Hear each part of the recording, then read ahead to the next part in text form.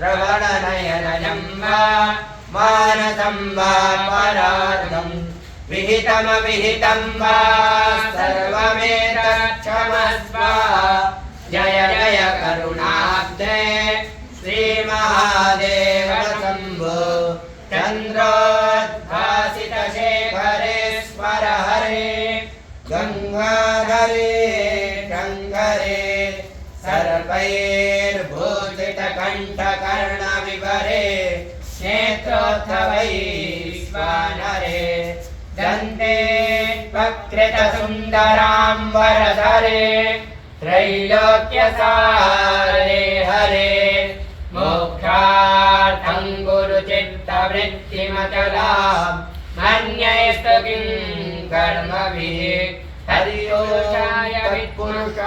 विद्महे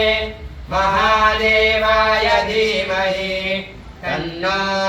रुद्रः प्रचोदयात्।